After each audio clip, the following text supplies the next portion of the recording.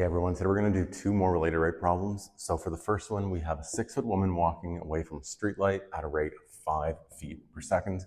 And we have a streetlight that's 18 feet tall. We want to know how fast the length of her shadow is changing, okay?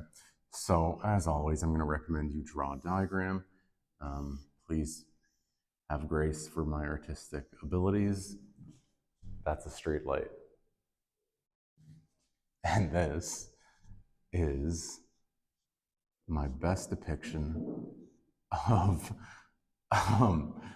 this is a 6-foot tall woman, and this is an 18 feet tall street lamp. All right, good. So what we have here is we can make a triangle because we want to know her shadow, right, is going to be cast in this space, right? This is going to be the length of her shadow, right? Shadow length, right? Let's label that S. And then let's label this the horizontal distance that she is at any moment in time from the base of the street lamp. Let's call that X, let's say.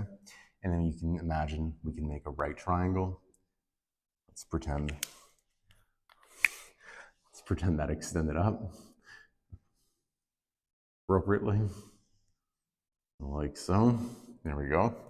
And so you might start to see that we can look at some similar triangles, right? We want to know the rate at which her shadow length is changing. So what we're looking for ultimately is the rate of ds dt.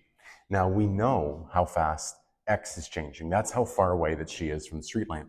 We know she's walking away from that street lamp at a rate of 5 feet per second. And so that means that we know dx dt is equal to 5, right? Now, what we can do is we can notice that this large triangle, so let's use different colors here. This large triangle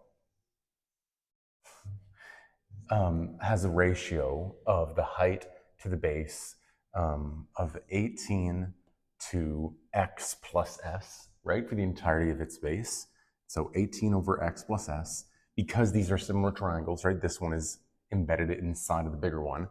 That's going to be equal to the ratio of this height to this length. And this height, this is the lady's height, that's 6 feet, over the base length of the small triangle is just the shadow length, right? That's simply S for us. And now we get this nice equation. We can cross multiply however you do your algebra. So we have 18s is equal to 6 times x plus 5, x plus s rather. So that's 6x plus 6s, right? And now we can subtract 6s from both sides. So 12s is equal to 6x. And what we want ultimately is ds dt.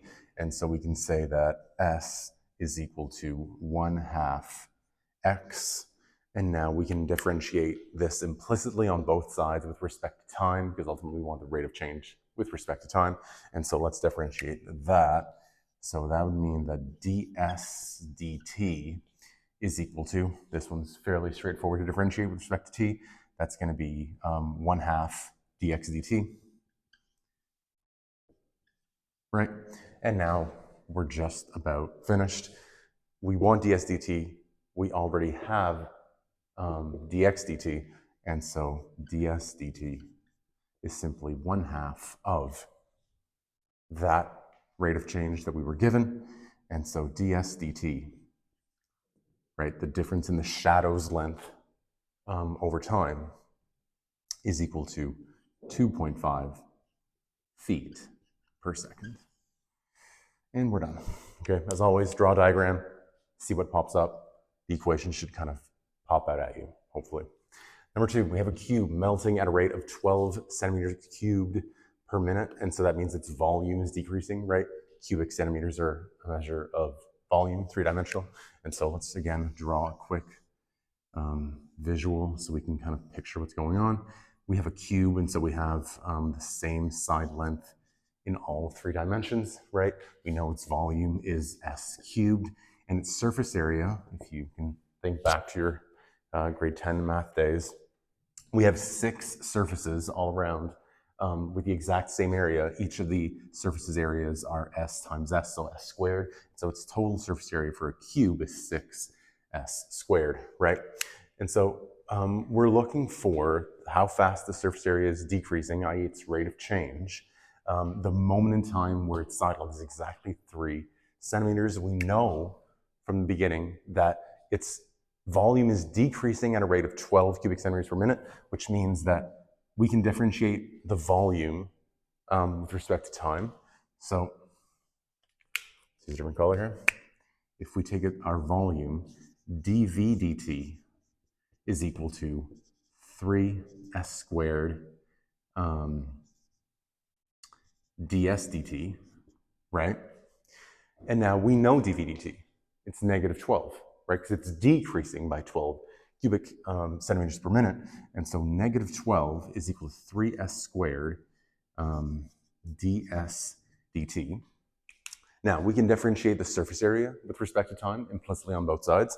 And so if we do that, let's use a different color. Let's bring that over here. So let's say dsa dt, bit cumbersome, but whatever. That's going to be 12s ds dt, right? And so now we have something here that we can solve for ds dt. We can isolate ds dt, right? This equation here allows us to say that ds dt is equal to negative 12 over 3s squared, right? Negative 12 over 3s squared, or in other words, ds dt is equal to negative 4 over s squared. And now we can plug that into here, and we can say that dsa dt is equal to, am I still going here? Yeah, okay, we're good. We want to know how fast surface area decreasing. So we want to know dsa dt. So that'll be 12s times ds dt, which we found to be negative 4 over s squared, right? And now we can simplify that down. So that's going to be 12 times negative 4 is negative 48. S over s squared, one factor of s cancels out. So we still have one s in the bottom. And so we have negative 48 over s. Okay. And we are looking for the rate of change in the surface area at the exact moment in time where the side length is 3. So when s, right, its side length is 3. And so that means we can finish this off by saying the rate of change of its surface area at the moment in time where s is 3, right, is going to be negative 48 over, plug in 3 in for s, negative 48 over 3, and that is equal to negative 16. We're looking at surface area, and so you know that our units are squared centimeters per minute. Let's box this in as our final answer, and there we are. So again, always recommend, strongly recommend drawing a diagram at the start. Thanks for having grace for my art. I differentiate implicitly on both sides. Remember your implicit differentiation, right? That's the entire kind of concept here that your solution hinges on. Plug your values in accordingly. Remember the moment in time that you are analyzing, and remember your units should make sense in the end. Negative if it's decreasing, positive if it's increasing, so on and so forth. Hope this helps, and thanks for watching.